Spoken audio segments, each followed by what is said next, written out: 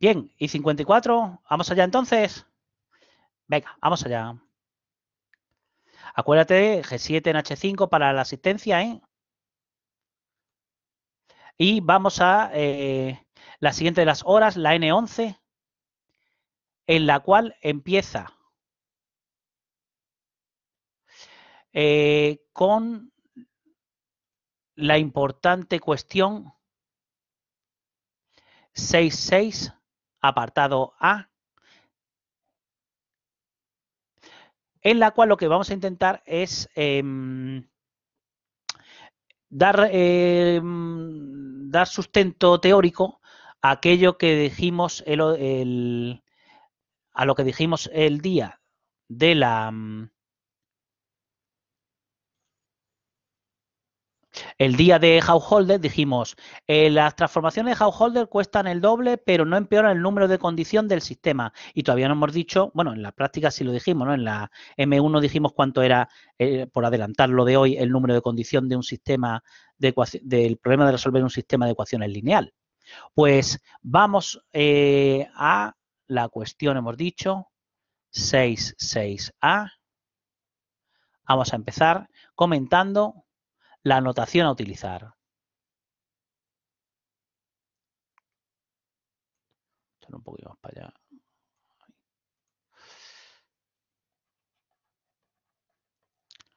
La notación. ¿Sabes cuál es la matriz de Hilbert 3? Que se ponen más las tal que así, Hilbert, HILB3, es esta. La que tiene de componentes, es una matriz 3×3, tiene 1, un medio, un tercio, un medio, un tercio, un cuarto, un tercio, un cuarto, un quinto. Claro, esta matriz no la puedes manejar en aritmética aproximada. No tienes infinitos treses para manejar, para poner el un tercio. Entonces, ¿tú cuál tienes? Tú la que tienes es la matriz A gorro. Por ejemplo, en la aritmética de 4 dígitos tendrías 1, 0, 0, 0, 0, 5, 0, 0, 0, 0, 3, 3, 3, 3, 0, 5, 0, 0, 0, 03333, aquí también 03333, el 025, el 025 y el 020. Es decir, es la misma matriz A, pero a la que le hemos sumado una matriz de errores absolutos de cada uno de los elementillos de la matriz A. En concreto, si aquí le llamo menos t a esos valores, y aquí pongo ceros, si siendo t un tercio por 10 a la menos 4, entonces tenemos que el A gorro es A más la matriz se pone así de errores absolutos de la matriz A gorro. ¿Lo ves? Con lo cual, en vez de resolver A en negrita por X igual a B, se resuelve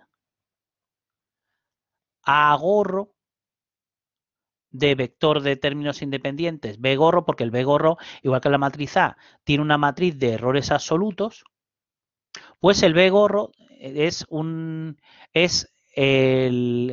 tiene un vector de errores absolutos en cada una de las componentes del vectorcillo B. Y en vez de obtener el X, pues obtienes el X gorro. Donde hemos dicho que A era, el A gorro era A más el error absoluto de A gorro. Esta es la matriz A gorro. El vector B más el error absoluto de B gorro es el vector B gorro. Y en vez del X, pues hemos obtenido X más error absoluto de X gorro, que es el vector X gorro. ¿Bien? Bien. Pues esto es lo que tienes en la 45B en la parte de arriba.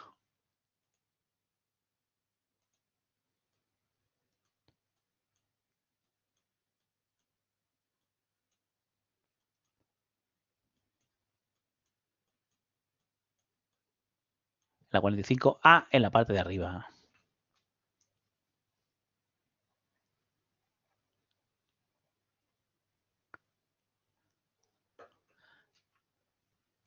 ¿Te das cuenta? Este sería el A gorro, este sería el X gorro y este sería el B gorro. ¿Bien? Bien. Y aquí faltan los gorros correspondientes después de los errores absolutos ahí y aquí. Entonces, claro, los errores absolutos o son una matriz o son un vector, con lo cual, haciendo la norma matricial o la norma vectorial dividido por las magnitudes correspondientes, entonces tengo los errores relativos de A gorro, X gorro y B gorro, igual que decíamos en el primero de los capítulos, en cuanto a la relación entre los errores absolutos y los errores relativos. ¿Verdad que sí? ¿Verdad que sí? Pues utilizando el caso más simple, vamos a analizar el caso más simple, que es que solo haya errores en el vector B, no en la matriz A. Solo voy a hacer, este no lo voy a hacer, y de estos solo voy a hacer las cotas superiores, esta y esta, para este caso. Entonces lo ponemos tal que aquí. Si solo hay error en el vector B, es decir, que la matriz de errores absolutos en A gorro es la matriz nula, entonces te queda que el error absoluto en X gorro es menor o igual que la norma de A-1 por el error absoluto en B gorro, haciendo, no lo voy a desarrollar, lo que tienes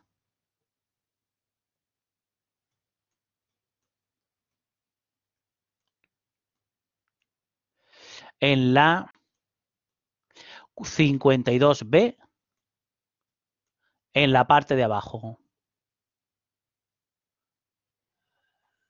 En la 52B en la parte de abajo tienes cómo se obtiene esta de aquí, que es de la que voy a partir. ¿Vale? Esa es esta que he puesto aquí. Entonces, fíjate, en esta que he puesto aquí, voy a dividir en los dos lados por la norma de X. Y entonces se queda todo igual. ¿Sí?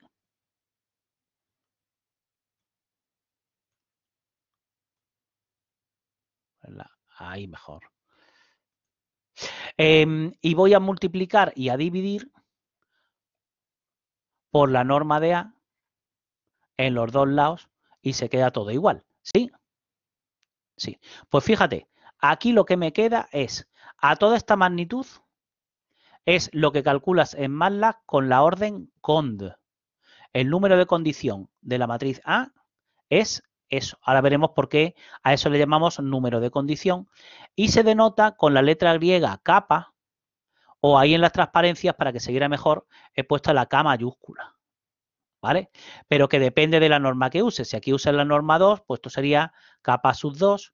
Si usas la norma matricial infinito, pues aquí sería la norma matricial infinito. ¿Vale? Y aquí me queda el error absoluto en B gorro. Y aquí me queda dividido por B. Por B. ¿Por qué? Pues porque hemos dicho que B era A por X, ¿no? Luego entonces, si tomo normas, norma de B sería igual a la norma de A por X. Y como la norma matricial es consistente con la norma matricial es consistente con la norma vectorial subyacente, la propiedad importante que dijimos en la hora n02, pues entonces si esto es mayor o igual que algo, 1 partido por esto es menor o igual que 1 partido por el B. ¿Qué queda aquí? Anda, el error relativo en los datos. ¿Lo ves? ¿Y esto qué es? Anda, el error relativo en el resultado. ¿Te das cuenta? ¿Y esta magnitud qué es? Pues una que me relaciona el error en los datos con el error en el resultado, independientemente de cómo haya resuelto el sistema, que ni siquiera lo he dicho.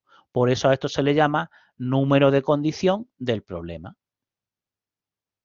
Y ya dijimos en las prácticas que si la A no fuera cuadrada, en vez de A menos 1, se pone la pseudo inversa de la matriz A. ¿Bien? Bien. Entonces, el número de condición funciona como todos los números de condición. Cuanto más cerca de 1 esté, como por ejemplo cuando la matriz es ortogonal, mejor condicionado está el problema. Lo que te mide es si el problema es o no inestable, ¿eh? Cuando tienes un número de condición grande, por ejemplo, en el día de las prácticas, pusimos un sistema que tenía determinante nulo. ¿Te acuerdas? El 1, 2, 3, 4, 5, 6, 7, 8, 9 y nos dijo el más la. Oye, que el problema está mal condicionado. Pues a eso se refería. Aunque date cuenta que determinante chiquitillo no significa que el problema esté mal condicionado, ¿eh? Como vamos a ver ahora en el ejemplo de la 53A de la parte central. ¿Bien? Bien. Un ejemplo dice, cuestión 66B, cuestión 66B, que pongas un ejemplo en la parte, hemos dicho, central de la 53A. Un ejemplillo de una matriz que tenga determinante casi nulo y sin embargo el problema esté perfectísimamente condicionado. Pues fíjate, suponte que tienes una matriz diagonal donde, grandecita, donde los elementos de la diagonal son 0,01. Entonces, ¿cuánto vale el determinante de una matriz diagonal? El producto de los elementos de la diagonal. Luego, entonces, cuando n es grande, esto es chiquitillo, ¿sí? Sí. ¿Cuánto vale la norma infinito de una matriz diagonal? Pues hay que hacer la suma de los módulos de todas las filas y quedarte con el mayor. Como todas las filas suman 0,01, el máximo es 0,01. La norma infinito de A es 0,01. ¿Y cuánto vale la inversa de la matriz A? De una matriz diagonal que tiene elementillo 0,01. Pues 100, 100, 100, 100, 100, 100 en la diagonal. ¿Y la norma infinito de esa matriz? Pues 100. Es decir, el número de condición en norma infinito es 1. El problema está perfectamente condicionado, aunque el determinante es chiquitillo. ¿Verdad que sí? ¿Verdad que sí? Y lo otro importante es, de esas fórmulas, es lo que se ilustra en el ejercicio 6.9, que es, tengo que resolver un sistema 2×2 en el que la solución es esta. La solución aproximada que se ha obtenido es esta. Mira a ver si el residuo es chiquitillo y mira a ver si puedes concluir que esta es una buena solución del sistema de ecuaciones lineal. Entonces, ¿cuánto hemos dicho que vale el residuo en el ejercicio 6.9? Hemos dicho, tenemos que calcular el residual, el R gorro, que es B menos A por X gorro. ¿Sí? Pero entonces A por X gorro es B menos el residual, ¿no? Y esto no es lo mismo que esto. Claro, cuando el error absoluto del gorro es la matriz nula, aquí me queda A por el X gorro igual a B más, pues voy a tomar, con lo cual puedes usar las fórmulas usando donde pone error absoluto de B gorro, aquí voy a poner menos el residual.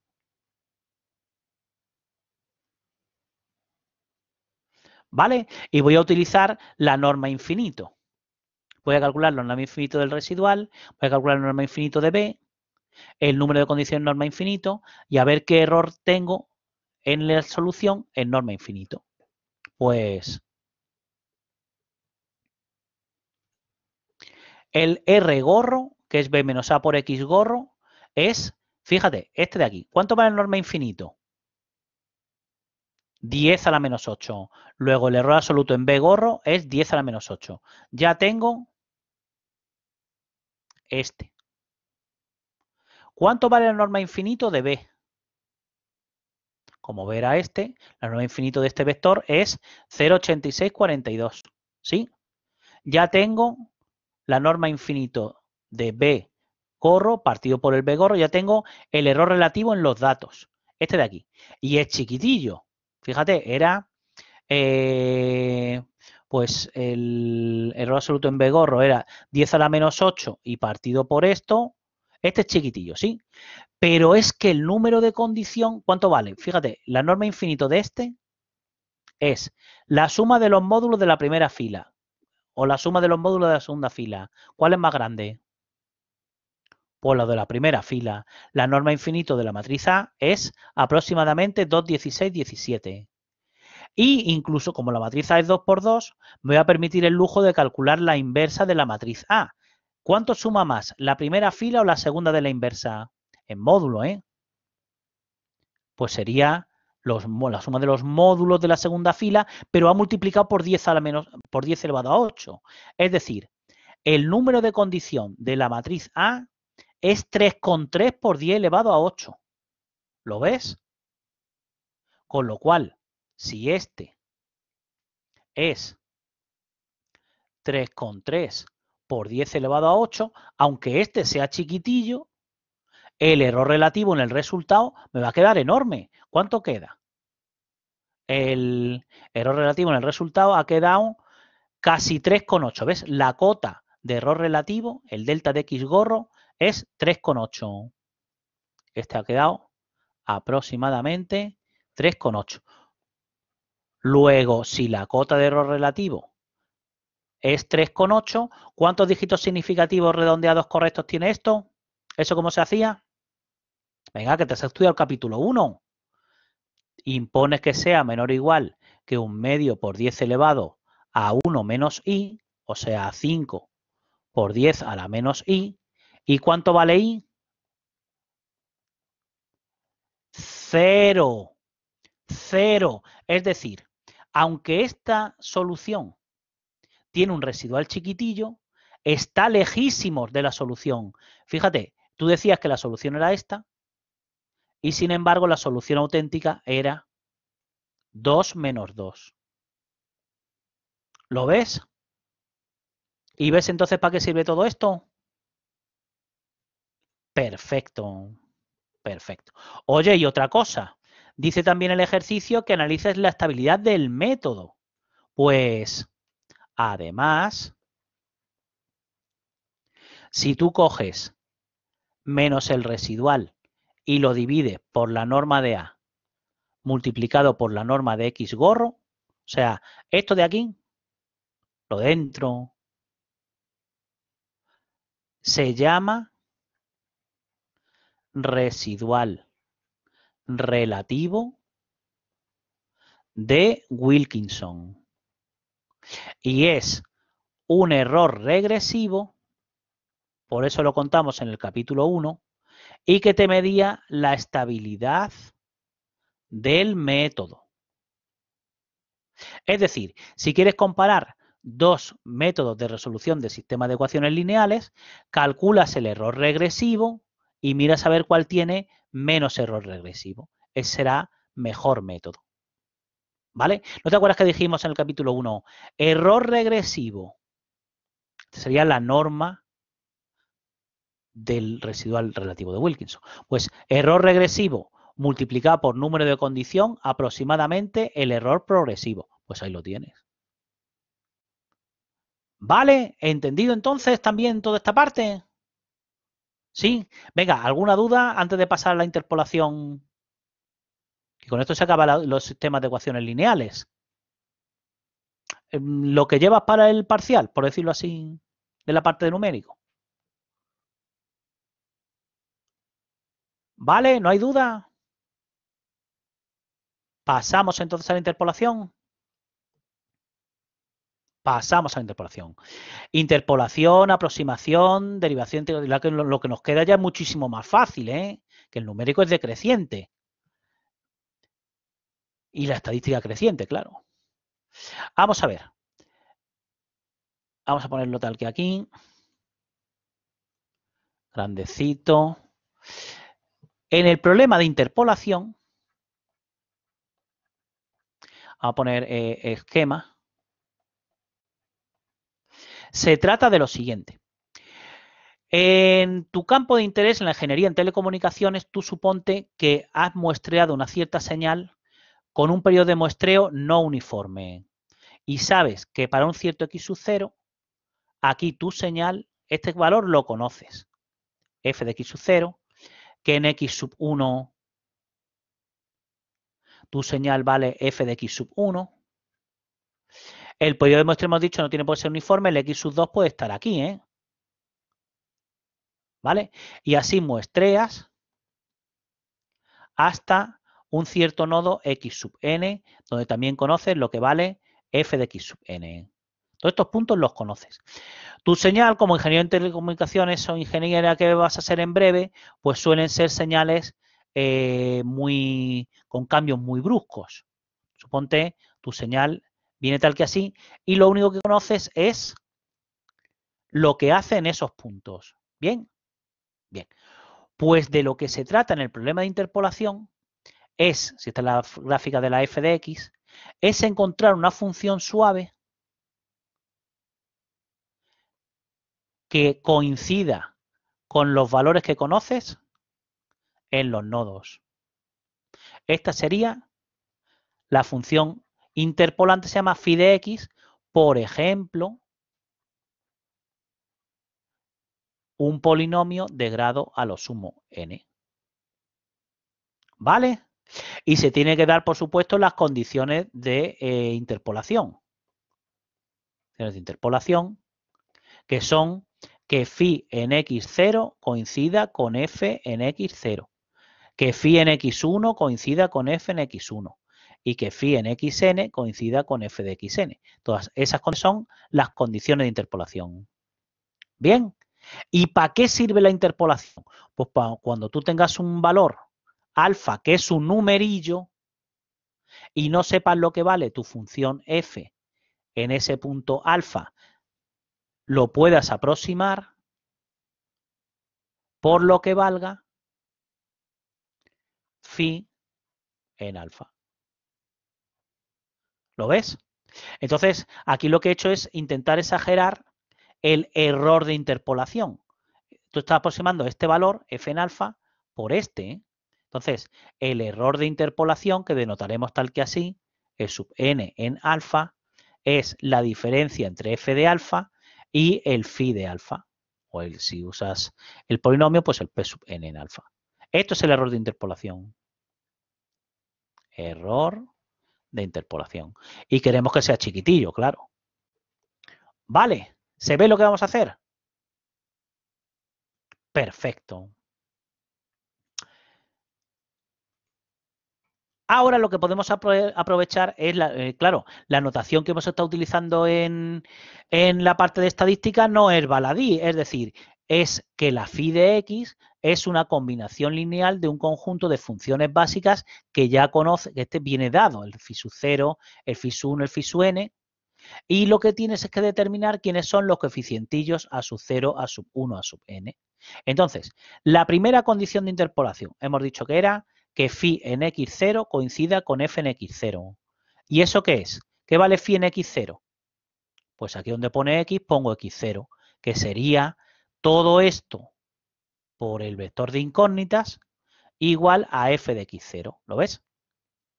¿Qué vale phi en x1? Pues todo esto con x igual a 1 sería todo esto por este igual a este. ¿Sí o no? Y phi en xn igual a f en xn es la última de las n más 1 ecuaciones con n más 1 incógnitas de este sistema de ecuaciones lineales que acabamos de estar estudiando. Con lo cual, si este sistema se pudiera resolver de forma fácil, entonces habríamos acabado el capítulo. Pero ahora verás que no va a ser tan fácilmente resoluble. También puedes hacer, si consideras el vector x columna con los nodos x sub y, esto es phi sub 0 en x en negrita, phi sub 1 en x en negrita, phi sub 2 es x en negrita, hasta phi sub n en x en negrita, y esto es a sub 0 por phi sub 0 más a sub 1 por phi sub 1 más a su n por phi su n igual al vector f de negrita, el vector i. ¿Sí? ¿Bien o no? Bien. Entonces, ¿qué ocurre si tú coges como, si la phi de x es un polinomio, puedes coger, por ejemplo, la base canónica, pero puedes coger esa o otras, que no es la única base para expresar en el espacio vectorial de los polinomios, ¿no? Pues para ilustrarlo vamos a utilizar la cuestión 7.1 apartado A, que dice: para la función coseno de x, escribe el correspondiente polinomio de interpolación si tienes 3 nodos, usando la base canónica y a ver qué pasa si llega un nodo nuevo. La cuestión 7.1 que tienes en la 69A en la parte de arriba. 69A en la parte de arriba. Es un ejemplo, digo, con la base canónica. Oye, en la base canónica, para n igual a 2, ¿cuál es la base? Pues la base sería 1x y x cuadrado, ¿sí? Pues entonces, ¿qué tengo que hacer? Pues los unos, los nodos al cuadrado, por a sub 0, a sub 1, a sub 2, donde los nodos son 0, 1 y pi medios. Y aquí los valores de la f en 0, el f sería coseno de 0, sería el coseno de 1 radián, que no puedes expresarlo con infinitas cifras, ni tienes infinitas cifras para expresar el pi, y coseno de pi medios, que es 0. ¿Lo ves? Pero si llegara un nodo nuevo, el nodo 2, estos coeficientes B sub 0 por 1, B sub 1 por X, B sub 2, el B sub 0, B sub 1, B sub 2 y B sub 3 no tienen nada que ver con el A sub 0, A sub 1 y A sub 2. No puedo aprovechar el trabajo de construir este polinomio para construir este. Tendría que volver a plantear el sistema, volver a resolverlo, pero lo más gordo y lo más grave es lo siguiente.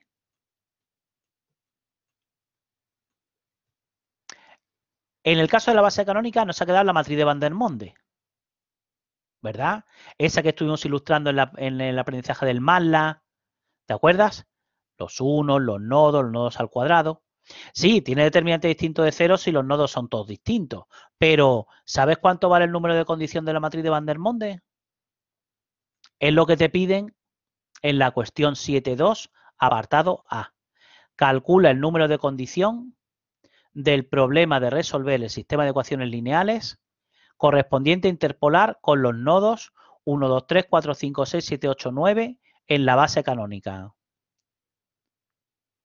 La cuestión 7.2a, lo que me piden es que calcules en el MATLAB cuánto vale el número de condición de la matriz de Hilbert 3, de esta. Esta chiquitilla.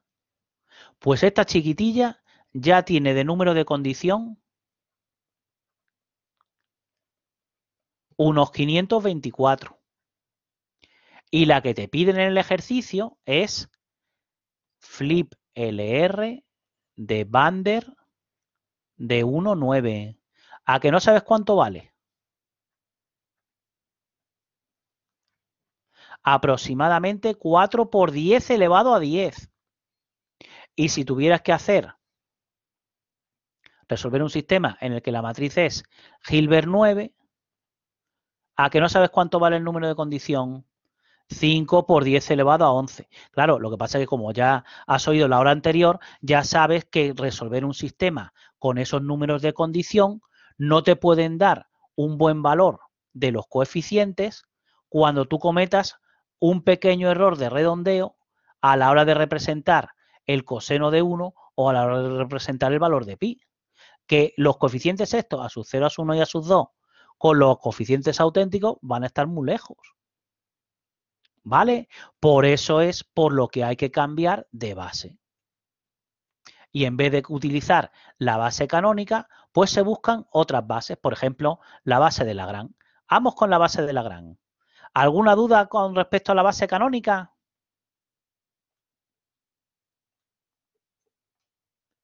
Perfecto. En la base de Lagrange se trata de lo siguiente. En el caso de que n sea igual a 2, el conjunto de funciones básicas es L0, L1 y L2. Y se trata de escribir el polinomio interpolante P sub 2 como coeficientillo por L sub 0 más coeficientillo por L sub 1 más coeficientillo por L sub 2. Pues fíjate, los polinomios estos, los polinomios coeficientes de Lagrange, se construyen de forma y manera que los coeficientes, el A sub 0, el A sub 1 y el A sub 2, sean precisamente los valores de la función que conoces. Ah, fenomenal, pues así te evitas tener que calcular los A's. Pero pasa lo siguiente. Tiene que cumplirse las condiciones de interpolación. Es decir, que P sub 2 en X sub 0 sea igual a F de X0. Que P sub 2 en X sub 1 sea igual a F en X sub 1. Y que P sub 2 en X sub 2 sea igual a F en X sub 2. ¿Sí? Pues, ¿qué vale P sub 2 en X0?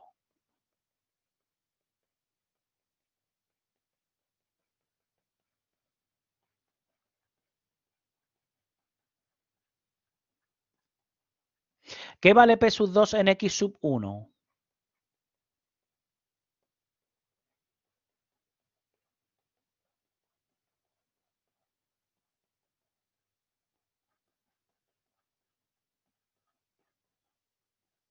Y P sub 2 en X sub 2, pues análogamente. Pues tampoco se quebró mucho la cabeza el señor Lagrange. Lo que dijo es, para que todo esto sume F de X0, pues que esto valga 1 y todos los demás 0.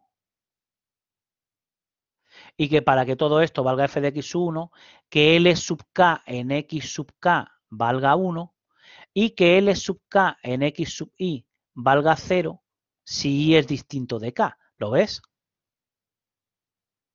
Y así suma, así se dan seguro las condiciones de interpolación. Pues eso que es tan fácil de entender, a la hora de expresarlo, hay que liar todo esto. Y es que el polinomio L sub K es todos los x menos x sub i sin el x menos x sub k y en el denominador lo mismo, pero en vez de x, x sub k. ¿Lo ves? Y por abreviar un poco esto, pues se pone el producto de igual a 0 hasta n de los x menos x sub i con i distinto de k y en el numerador, o sea, en el denominador, en vez de x, x sub k. ¿Vale? Vale. Pero lo que te digo, es más fácil entenderlo que escribirlo. Por ejemplo, mira este de aquí, el ejercicio 7.1 es, haya el polinomio de interpolación de Lagrange, este. Para esta tabla, el ejercicio 7.1 que tienes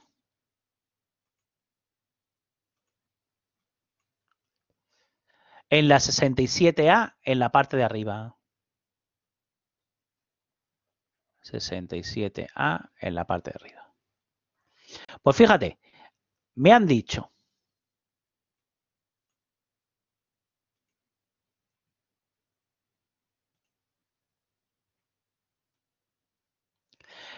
los valores de la función son 1, 2, 5 y 1. Pues entonces el polinomio va a ser un polinomio de grado 3 y va a ser 1 por L sub 0 más 2 por L sub 1 más 5 por L sub 2 más 1 por L sub 3.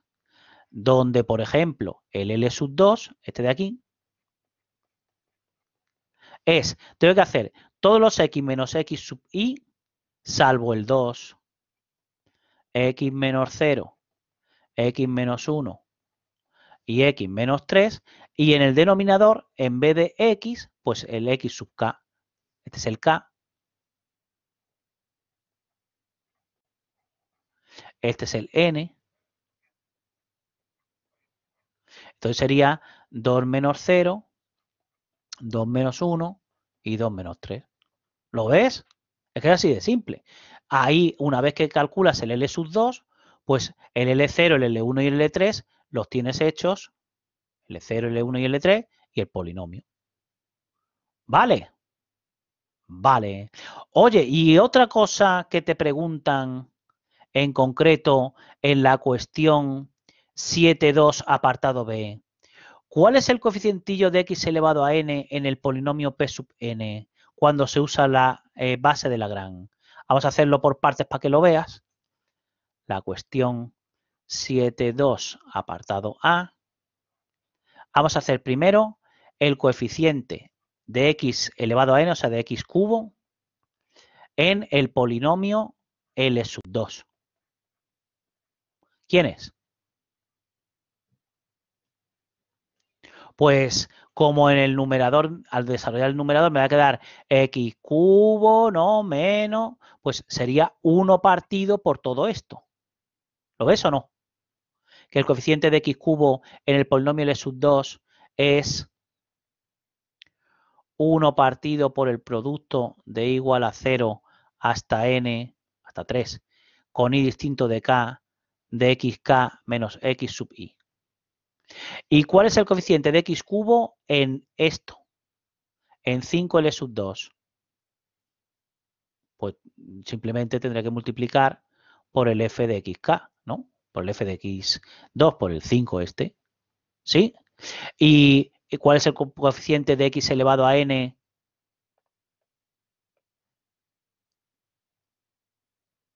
En el polinomio p sub n, pues será el coeficiente de x cubo que salga de aquí, el que salga de aquí, el que salga de aquí y el que salga de aquí. Es decir, la suma para k igual a 0 hasta n de esto. ¿Bien? ¿Todos de acuerdo? Todo de acuerdo. Pero ¿para qué te sirve el polinomio de Lagrange? Pues no te sirve para muchas cosas. Una de las cosas para las que te sirve es para no tener que apuntarte ya nunca más en la palma de la mano, a modo de chuleta, la recta que une el punto x0 f de x0 con x1 f de x1. ¿Por qué? Pues porque es el polinomio de interpolación lineal a trozos, ¿no? Entre un nodo y el siguiente. Si tiro una recta de un nodo al siguiente, pues me queda f de x0 por el L sub 0 más f de x1 por el L sub 1. Bien, pero fíjate la que hay que liar para evaluar el polinomio de Lagrange en un cierto alfa. Tú suponte que quieres aproximar, tienes un valor alfa determinado y quieres evaluar el p sub n en alfa. Tendría que hacer, para evaluar este polinomio en alfa, primero tendría que hacer lo que vale L sub 2 en alfa, que sería alfa menos 0 partido por 2 menos 0, alfa menos 1 partido por 2 menos 1, alfa menos 3 partido por 2 menos 3. Luego multiplicarlo por 5 y luego hacer lo que salga de hacer lo mismo en cada uno de los sumandos. Es decir, este bucle for, multiplicarlo por el 5 y luego hacer un bucle for para hacer cada uno de los sumandos. Entonces, claro, esto cuesta evaluarlo la misma vida. Y pasa lo mismo que con la base canónica, ¿eh? El trabajo para calcular el p sub n no te lo puedes aprovechar para calcular el p sub n más 1. Entonces, el polinomio de interpolación en la forma de Lagrange habrá que buscarle otra base más interesante para el polinomio de interpolación. Dado que la canónica y la de Lagrange no nos sirven, pues vamos a utilizar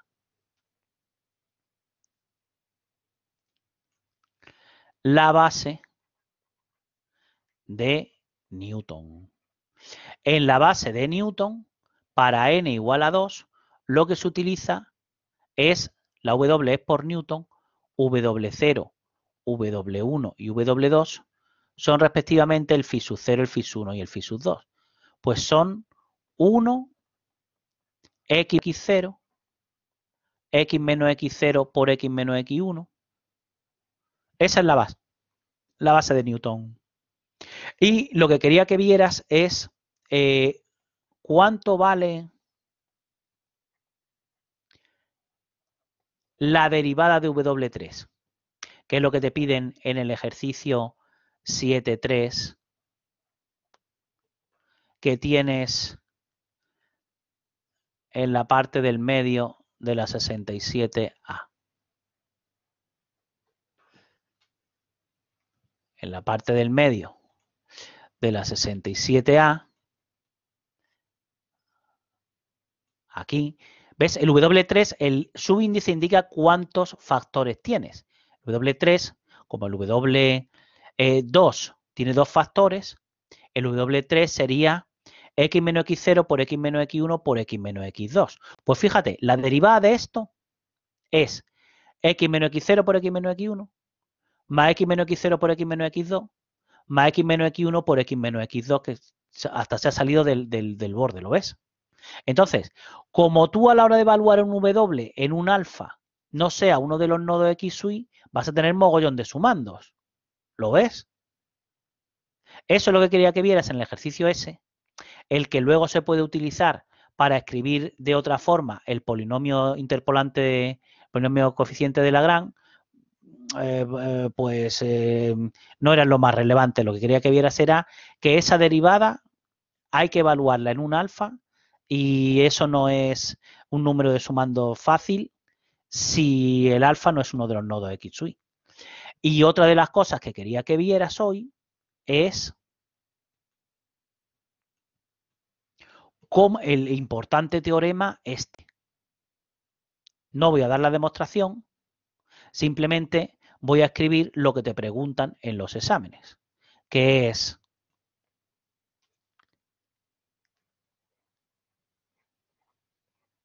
¿cuánto vale el error de interpolación en un cierto valor alfa? Te vuelvo a recordar que el alfa es un numerillo, ¿eh? Es decir, que acotes lo que vale f en alfa menos phi en alfa. Pues ahí lo que pone es que una vez que tomo valores absolutos, me queda el polinomio Wn más 1 evaluado en alfa, que es un número, partido por n más 1 factorial, que también es un número.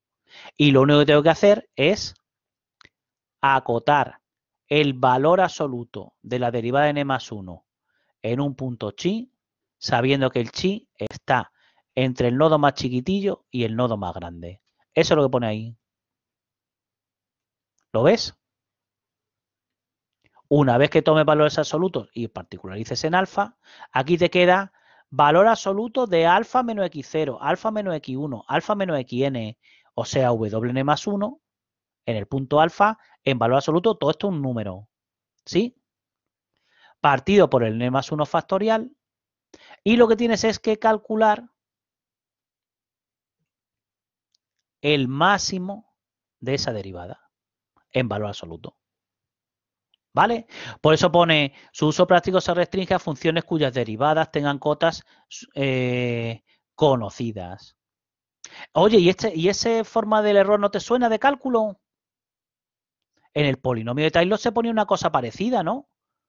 La derivada de n más 1 en punto chi partido por n más 1 factorial. Lo que pasa es que luego se ponía x menos x0 elevado a n más 1, porque en el polinomio de Taylor toda la información está concentrada en el nodo x0. Por eso era. Pero aquí, como está toda esturreada por los nodos x0, x1, xn, pues en vez de x menos x0 elevado a n más 1, pues se pone x menos x0, x menos x1 hasta x menos xn. Y era lo que había para hoy. El próximo día empezamos ilustrando este teorema,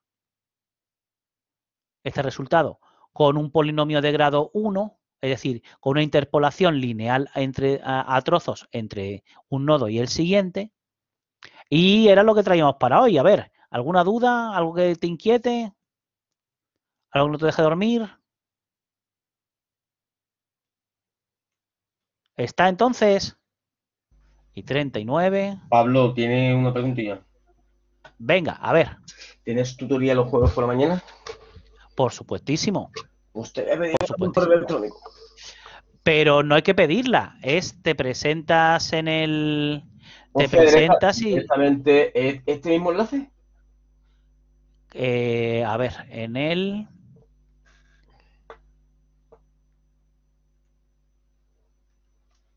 ahí, ¿lo ves? Donde pone tutorías presenciales a través de, Vale, ya. ahí.